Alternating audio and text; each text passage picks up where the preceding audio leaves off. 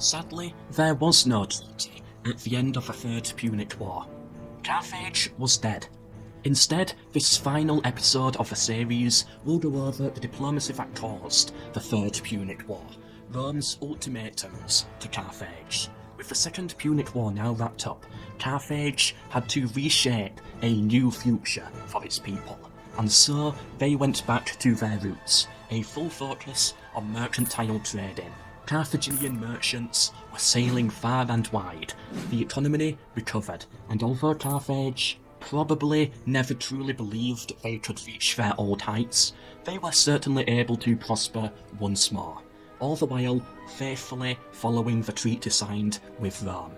However, Cato the Elder saw this growing Carthage and described it as teeming with a new generation of fighting men, overflowing with wealth, amply stocked with weapons and military supplies, and full of confidence at the revival of its strength. He ended, Carthago delenda est. Carthage must be destroyed. The growing prosperity of Carthage, despite their limitations, mixed with the still present fear of what Hannibal had achieved, pressured Rome into taking action. It is believed that Rome wished for one final war, to finish off their old foe for good, and so they searched for an excuse. In 162 BC, the king of Numidia, Massinissa, continued to take advantage of this weaker Carthage, who, due to the Treaty of the Second Punic War, had to have permission from Rome before undertaking any military action, even if it was defensive. Massinissa invaded and claimed the fertile coastal farmlands of a region called Syrtis Minor, territory that had been under Carthaginian control for centuries. Rome stepped in to judge the situation and favoured with their allies, the Numidians. Rome, anxious and untrusting of Carthaginians, combined with an increasingly aggressive policy, sent an ultimatum to Carthage: accept or face all-out war. The first ultimatum goes as follows. Carthage was to relinquish any claim to the territory of Syrtis Minor, now conquered by the Numidians. Carthage had to pay the Numidians 500 talents of silver. The Carthaginians accepted, yet saw the inevitable. They were trapped in a system that did not favour them in any way. The people elected a more democratic faction under the leadership of Hamilcar. This faction was much more assertive and banished the pro-Numidians out of the city. Massinissa sent 2 of his sons to Medusa, a way to allow the pro-Numidians re-entry, but they were turned away. The 2 were later ambushed on their way home, and so the response was war between the 2 African powers. Carthage sent an army to Numidia, but the army ended up surrounded and got massacred. Carthage was defeated.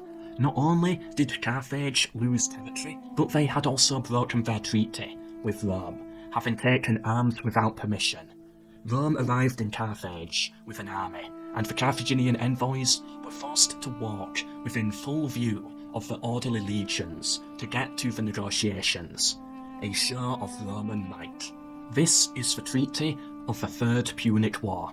The second ultimatum was handed from Rome. In total, the offer goes as follows.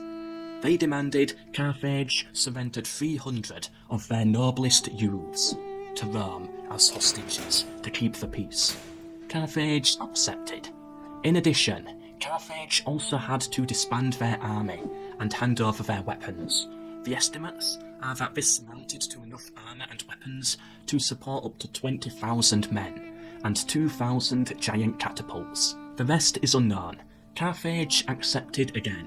Their fleet was handed over to Rome also. Rome sailed the Carthaginian fleet around to be in full view of the citizens in Utica.